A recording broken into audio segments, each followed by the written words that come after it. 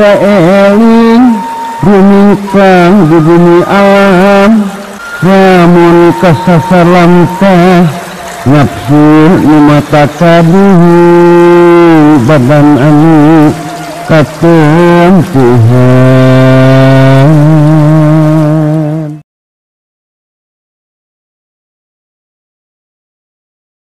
Di antara manusia-manusia nu harirup di alam dunia aya nu jadi ahli-ahli ibadah,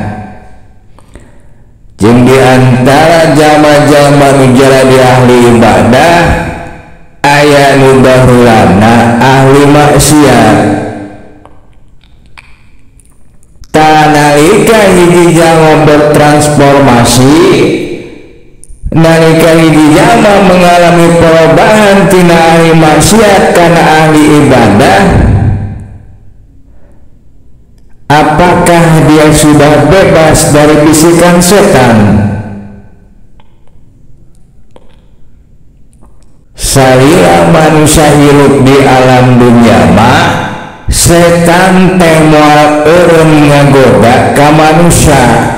Di antarana nyaeta bakal tetep ngagoda ka manusia ku pirang-pirang bisikan sok sanajan eta manusia teh geus robah tina ahli maksiat kana ahli ibadah.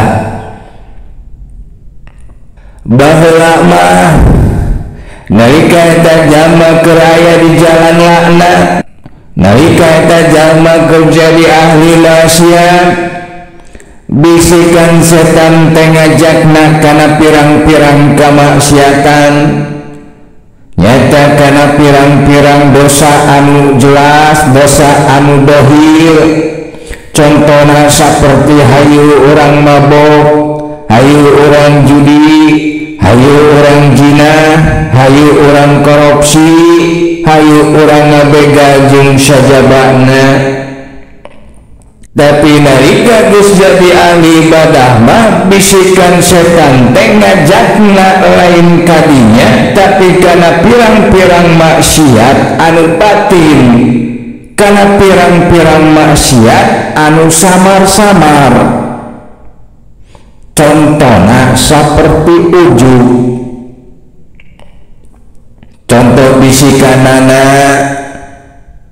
taro kaifalas batala, cek setan kaita zaman kiwari geus jadi ahli ibadah, ya pulang nah anjeun teu ningali yen anjeun teh ayeuna mah geus jadi hamba pilihan Allah taala, ayeuna mah anjeun teh geus jadi pangahli-ahlina ibadah, ahli wajib jeung ahli sunnah. Salat panggetolna lintang di panggetolna migawena ge dina awal waktu, jeung tara tinggalin salat berjamaah. Mun datang waktu tengah putih teu eureun tina tahajudna, teu eureun tina dzikirna, tina ngaderes Qur'anna jeung sajabana. Mun datang wanci isuk teu lesot tina salat duhana, batur mah duha ngan 2 rakaat, anjeun mah 12. Nya kitu deui dina ibadah-ibadah nu sejenna. Kakucapkeun anjeun mah sedekah ge unggal poe, puasa Senin Kemis tara kaliwat, maca sholawat 100-200 tapi 6.000. Salian ti kitu tingali anjeun ayeuna nu baheulana penampilanana urakan, ayeuna mah anjeun teh penampilanana ge teu beda ti kiai, teu jauh ti ulama.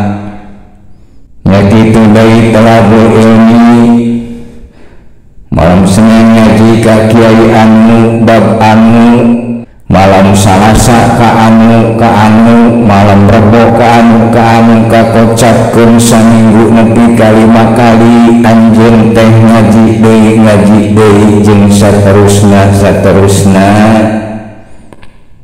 pan anjeun teh geus jadi kitu teh lain sapoe 2 poe lain sabulan 2 bulan lain karek ti kamari sore tapi geus berjalan tahun-tahun anjeun teh ayeuna mah geus pantes mun disebut kiai mun disebut ulama anjeun teh ayeuna mah geus satara jeung ulama.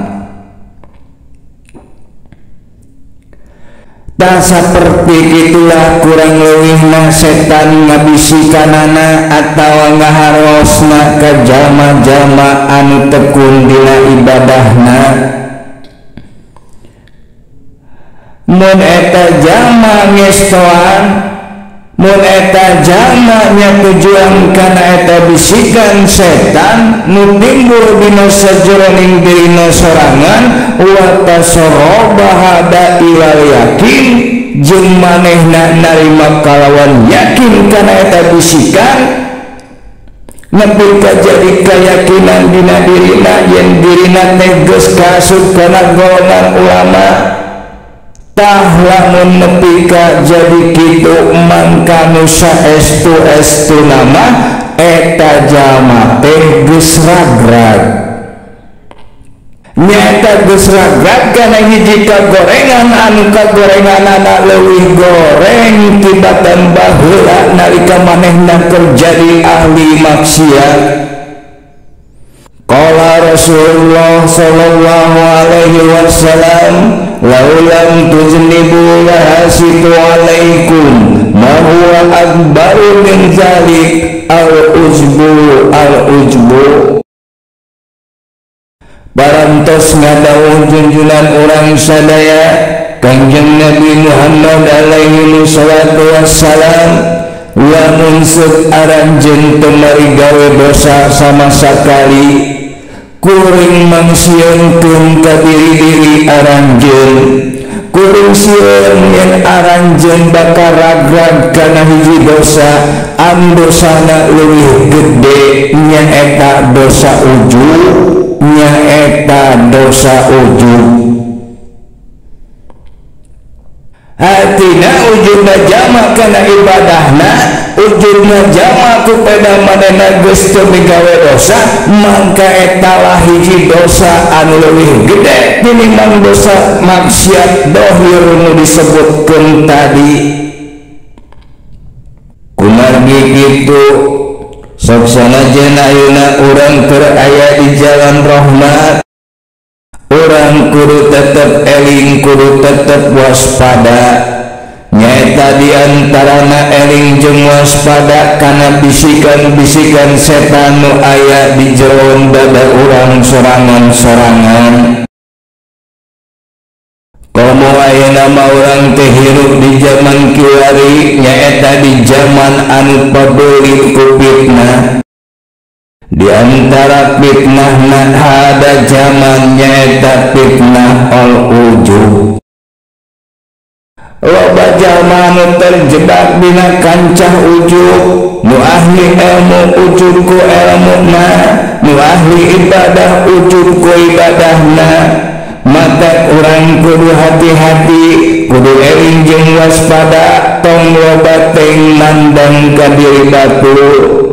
Komo nepi ka nyekelan kasalahan-kasalahan jeung kagorengan batur. Tuluy hukuman ka batur, tuluy dipersekusi. Apa persekusi? Persekusi teh nyaeta mempermalukan orang lain di muka umum. Jadi kahade eta teh tuluyan tina ujub. Mun rek mandang ka diri batur, pandanglah eta diri batur teh kalawan pandangan nu pinuh ku rahmat. Ulah nepikeun ka ari mandang ka batur mah nu katinggali teh kagorenganana, sedengkeun ari mandang ka diri sorangan mah nu katingali teh kaalusanana. dan cara pandangnya seperti itu teh lain cara pandangna manusia anu beriman, tapi cara pandangna setan bin iblis. Tina cara pandang anu seperti kitu kadituna diantarana nyaeta ngalahirkeun sifat ujub, anu sifat ujub teh dosana leuwih gede tinimbang maksiat anu tadi, nyaeta ngaku-ngaku leuwih alus ti batur. Beda ayeuna geus tobat asa pang tobatna, beda ayeuna geus ibadah asa pang ahwina ibadah, beda geus nyaho ilmu agama asa pang alimna asa pang nyahona, beda keur aya dina bener asa pang benerna. Tuluy kadituna bisa menyebabkan eta jalma berlaku tidak adil boh ka dirina boh ka diri batur.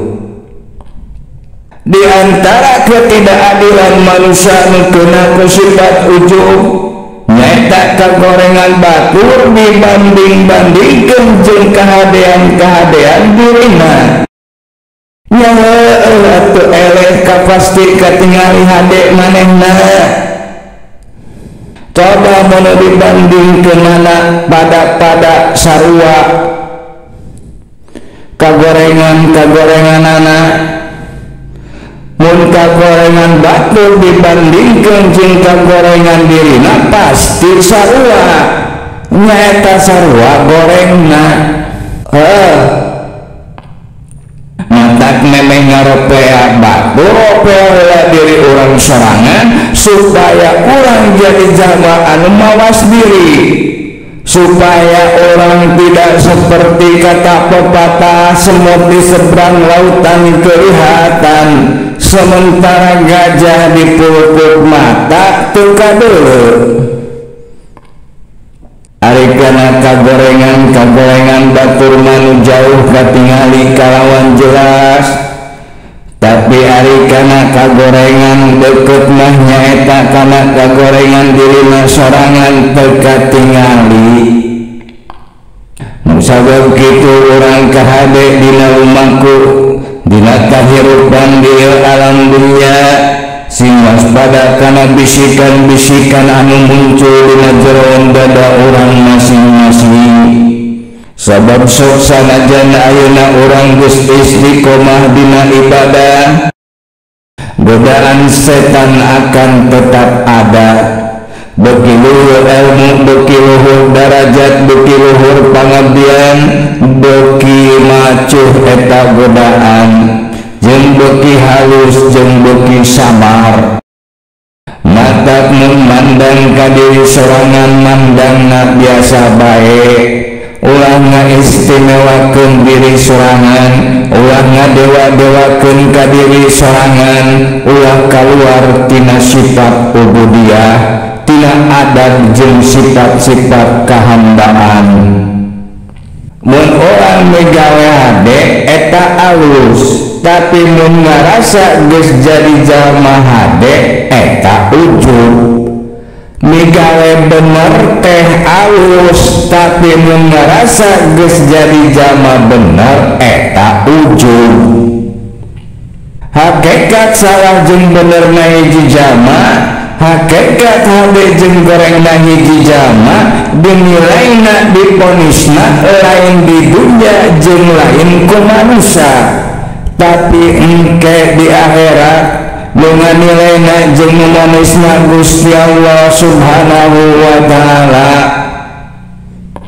Ari di dunya mah nu katingali teh ngan sabatas syariatna wungkul, sedengkeun orang teu apal kana hakikat-hakikatna setiap jalma menurut Gusti Allah Subhanahu wa taala.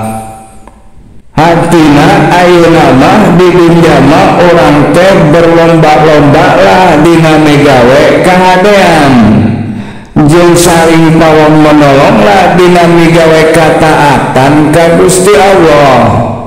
Ulah kagoda dikeun ngahukuman boh ka batur boh ka diri sorangan, Dawan Sayyidatuna Aisyah radhiyallahu anha baheula anjeunna kantos ditaros mata yakunu rajulun musyi'ah idza dhanna annahu muhsin.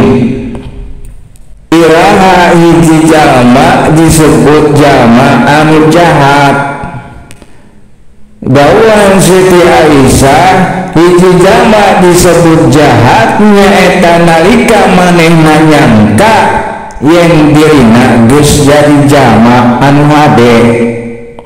Mata sing inget kana kanyataan nama sabener-benerna aya salahna, saalus-alusna aya gorengna. Manusia mah ta eta perkara kahiji nu kudu diwaspadai ku urang di sepanjang perjalanan orang masing-masing dina ngabdikeun diri ka Gusti Allah Subhanahu wa taala. Nu kadua, jalma-jalma anu kuat jeung tekun dina ibadahna, dina riadohna, sok aya kalana di tengah-tengah perjalananana timbul suatu keanehan anu ceuk istilah disebut horikul adat. Horikul adat nyaeta perkara-perkara anu terjadi di luar adat kebiasaan anu umum.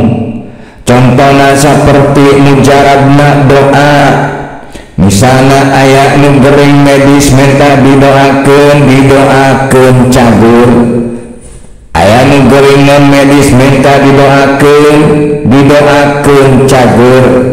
Nu gerok cager nu hese menang jorok cager, nu teu payu dagang jadi payu, nu minta didoakeun beunghar teu beunghar jeung saterusna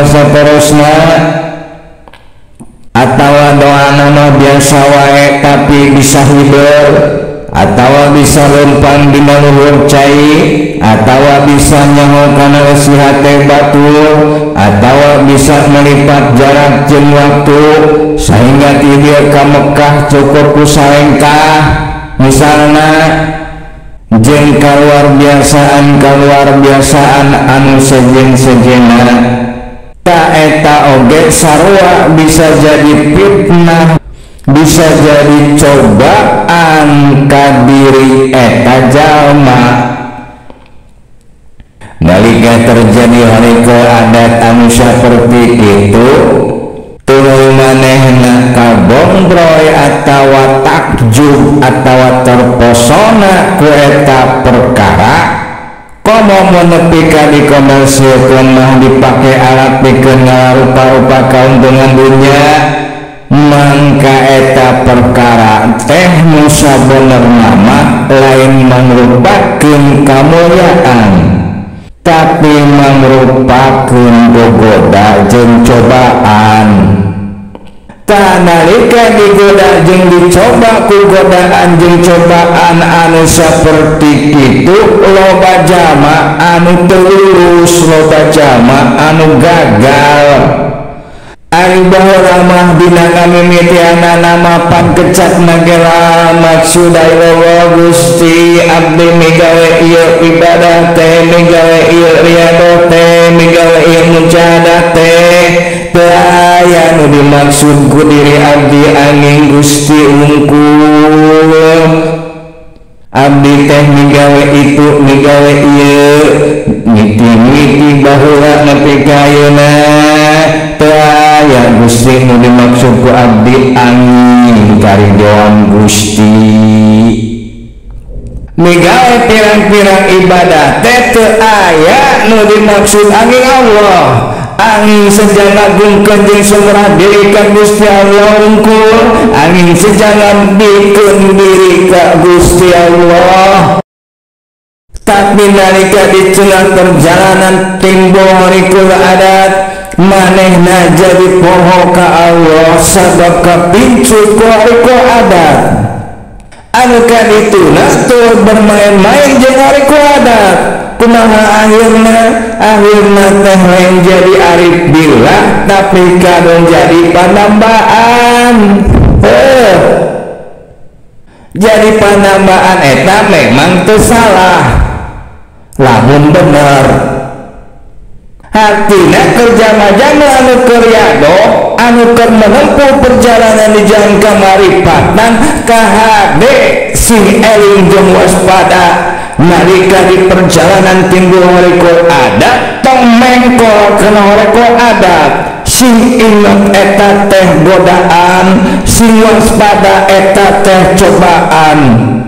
Kusabab eta teh hakikatna mangrupakeun godaan mangrupakeun cobaan ka diri eta jalma mangka eta perkara disebut horeko adat teh ulah nepikeun kana hijab diri urang tina muraqabah ulah nepikeun kana hijab diri urang tina musyahadah ka Gusti Allah.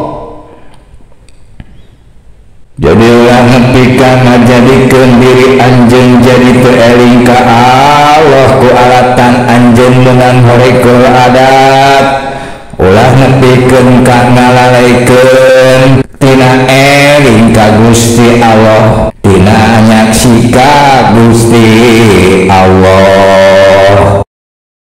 Nu kaduana ulah nepikeun ka neureumkeun urang tina eta perjalanan. Sabab loba jalma anu niat awana marek usul ilallah tapi nalika timbul horeko adat jadi kabangbalerkeun anu antukna kadituna manehna jadi eureum tina riadohna eureum tina ibadah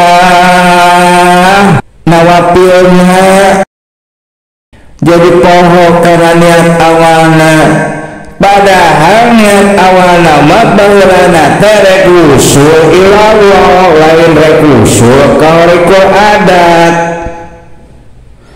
Mata timbul horeko adat anggap we eta teh biasa-biasa wae tawakal dipandang sebagai suatu perkara anu membanggakan tawakal dipandang sebagai suatu perkara anu memuliakan sabab nawan hartina ngabanggakeun jeung ngamulyaan kana suatu perkara lamun dina kanyataanna justru eta perkara anu dibanggakeun jeung dipandang sebagai kamulyaan teh ngahijab urang tina eling ka Gusti Allah ngahijab urang tina musyahadah ka Gusti Allah ngahijab urang tina makrifat ka Gusti Allah ngahijab urang tina wusul ka Gusti Allah.